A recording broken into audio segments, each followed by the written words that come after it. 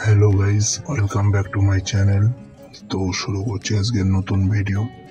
তো আজকে আমি লটারি কেটেছি তোমাদেরকে নতুন নতুন ভিডিও দেওয়ার জন্য। তো আজকে ভাবলাম কিছু লটারি কাটা যাক আর দেখা যাক আমার এই লটারি ভিডিওটা কেমন চলে।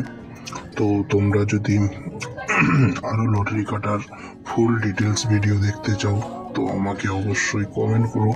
তো আমি এবার থেকে আরো অনেক অনেক লটারি কেটে ভিডিও বানাবো।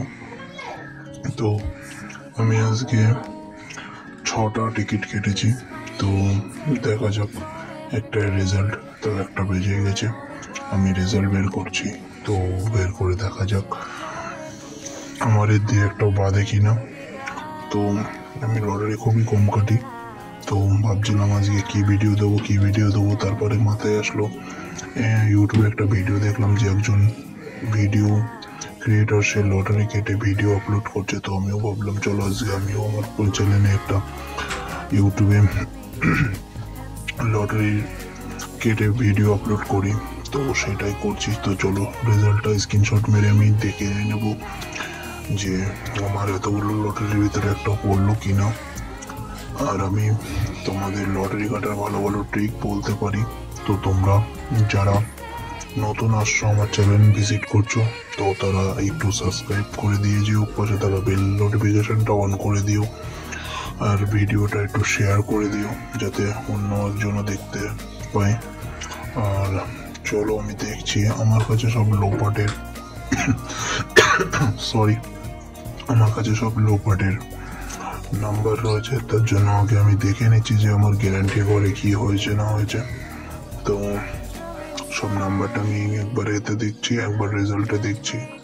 তো রেজাল্টে তো পাচ্ছি না সেরকম, আমার মনে হচ্ছে কোনো কিছু বাদেনি, কারণ আমার ভাগ্যটা সব দিক দিয়ে খারাপ।